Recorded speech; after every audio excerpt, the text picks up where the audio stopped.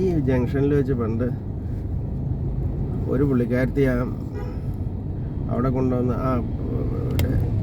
ഒരു പൂത്തൃക്ക പഞ്ചായത്തിൻ്റെ അടിച്ചു വാരിക്കൊണ്ടിരുന്ന പുള്ളിക്കാരത്തി കൊണ്ടുവന്ന് ആ പാത്രം ചേർത്ത് റോട്ടിലേക്ക് ഇറക്കി വെച്ച് ഒരുവണ്ണം പണ്ട് വർഷങ്ങൾക്ക് മുമ്പ് എൻ്റെ വണ്ടി ഒന്ന് മുട്ടിയതാണ്.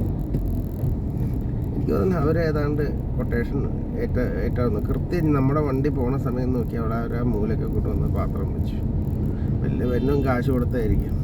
പക്ഷേ മേളിലിരിക്കണവൻ്റെ കളി എന്ന് പറഞ്ഞാൽ നമ്മൾ ഞെട്ടിപ്പോവും. ചിലപ്പോൾ നമ്മൾ ഭയപ്പെട്ടു പോകും. ഈ മേളിലിരിക്കുന്ന സൂപ്പർ നാച്ചുറൽ ഫോഴ്സിൻ്റെ കളി എന്ന് പറഞ്ഞാൽ നമ്മൾ ഞെട്ടി വിറച്ചു. ഞാൻ വിറച്ചു ഒരു ദിവസം. അവർ ഈ അന്ന് പാത്രം കൊണ്ടുവന്ന് വെച്ചാൽ അവർ ഒരു മാസത്തിനുള്ളിൽ ഇപ്പുറം മോളെ വിട്ടിട്ട് ഇപ്പുറം വെയിറ്റ് ചെയ്യുക. അവർ ഒരു വണ്ടി വന്ന് ഇടിച്ചിട്ട് താപ്പൊട്ട് പൊടിയാക്കി റോഡിൽ കിടന്നു. എന്നിട്ട് വേറെ ആളുകൾ ആരാണ്ട് റോഡിൽ കിടന്നവരും എടുത്ത് ഒരു ഓട്ടോറിക്ഷയിൽ കയറ്റി ഓട്ടോറിക്ഷയിലാന്ന് തോന്നുന്നു, എന്തോ വണ്ടിയിൽ കയറ്റി എടുത്ത് ആശുപത്രിയിൽ എത്തിച്ചു. ഓട്ടോറിക്ഷയാണോ കാറാണോ എന്തെങ്കിലും ഇത് കയറ്റി ആശുപത്രിയിൽ കൊണ്ടുപോയി. അപ്പോൾ പിന്നീട് ഞാനിങ്ങനെ അന്വേഷിച്ച് എന്താ അവർക്ക് പറ്റിയെന്ന്.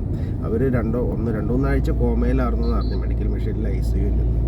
എന്ത് പറ്റിയെന്ന് പിന്നെ ഞാൻ അന്വേഷിച്ചില്ല എന്താ വരുന്നുള്ളത്. അപ്പോൾ അന്ന് കൊണ്ടുവന്ന് പാത്രം വെച്ച പുള്ളിക്കാരത്തി കിട്ടി ഇടി, അവർ തെറിച്ച് വീഴുന്നതും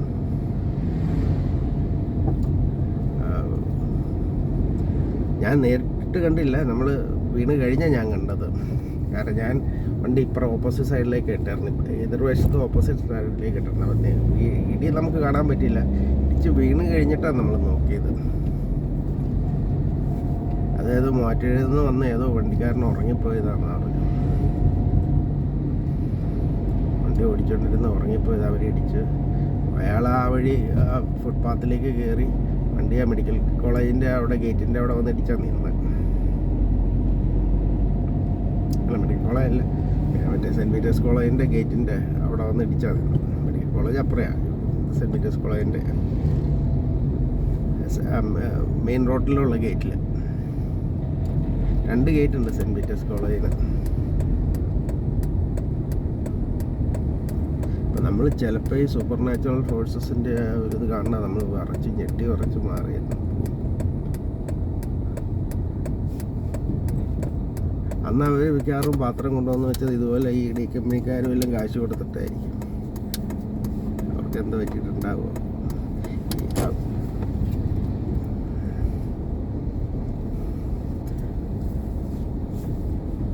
ഇവിടെ ഇപ്പോൾ കോൺഗ്രസ്സാണ് ഭരിക്കുന്നത്. എല്ലാ കൊച്ചറക്കുള്ളിലേക്കും പറ്റിയ പാർട്ടികളാണ് കോൺഗ്രസ് ഇവിടുത്തെ പഞ്ചായത്ത് ഭരിക്കുന്നത്.